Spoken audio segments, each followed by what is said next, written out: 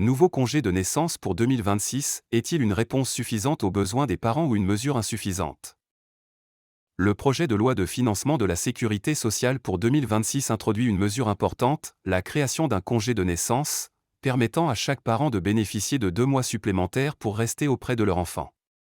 Bien qu'elle soit perçue comme une avancée, cette proposition soulève plusieurs interrogations quant à sa portée réelle, sa mise en œuvre, et surtout son impact sur les familles. Cette mesure répond-elle aux attentes des parents et, au-delà, aux besoins des enfants? Est-elle réellement suffisante ou simplement un compromis politique, et que dire de l'incertitude qui persiste concernant son indemnisation? Le nouveau congé de naissance répond-il aux attentes des parents? La naissance d'un enfant est un moment déterminant pour le développement de la famille. Les premiers mois, particulièrement sensibles pour le lien parent-enfant, nécessitent un soutien adapté, aussi bien du point de vue émotionnel que logistique. En France, les congés de maternité et de paternité sont souvent jugés insuffisants pour accompagner cette période critique. Actuellement, le congé de maternité est de 16 semaines pour une naissance simple, et le congé de paternité est de 28 jours.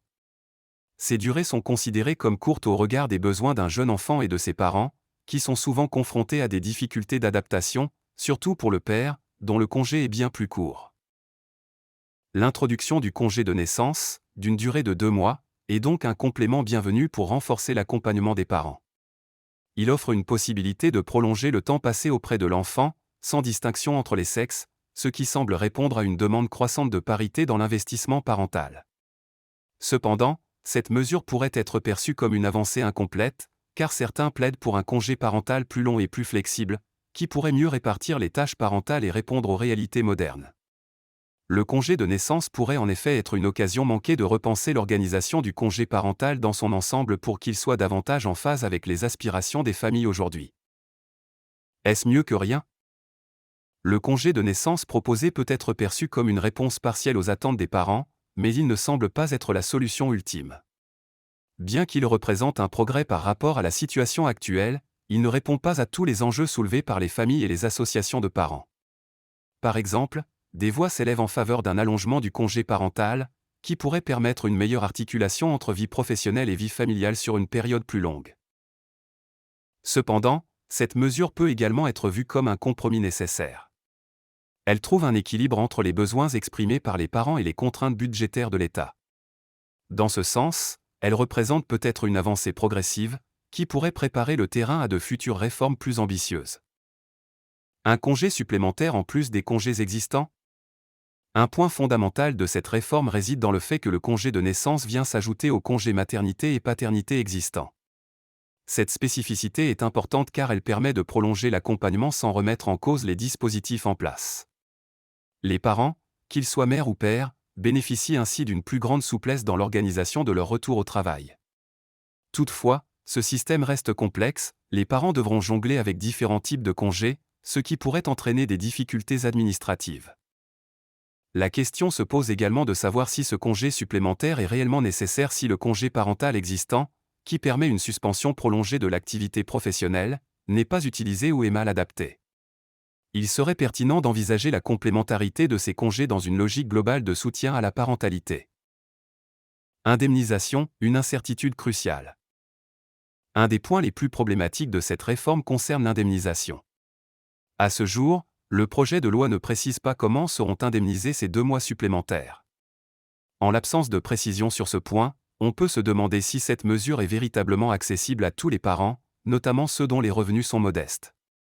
Actuellement, l'indemnisation des congés maternité et paternité n'est pas toujours complète, ce qui constitue un frein pour certains parents, en particulier ceux des catégories socio-économiques les plus vulnérables.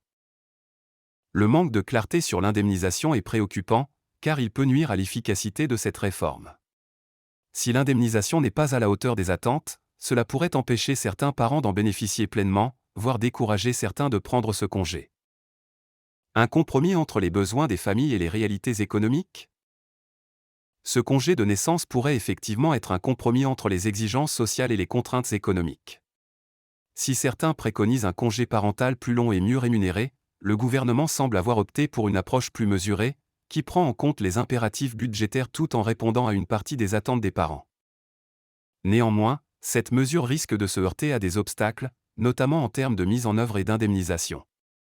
les responsables RH dans la fonction publique territoriale devront suivre de près son évolution, notamment pour comprendre comment elle pourrait affecter l'organisation du travail des agents concernés, surtout en cas de prise de ce congé par plusieurs parents en même temps. Conclusion. Le congé de naissance proposé dans le projet de loi de financement de la sécurité sociale pour 2026 représente une avancée significative, mais il reste insuffisant à bien des égards. Si la mesure répond en partie aux attentes des parents, elle soulève de nombreuses interrogations, notamment concernant son indemnisation et la façon dont elle se superpose aux autres congés existants. En l'absence de précision sur ces points, il est difficile de mesurer l'impact réel de cette réforme. Cette mesure est une première étape importante, mais elle ne répond pas complètement aux enjeux liés à la parentalité. Une réforme ambitieuse et globale, incluant un soutien financier adéquat, serait nécessaire pour que cette réforme ait l'impact souhaité et pour garantir un véritable soutien aux familles.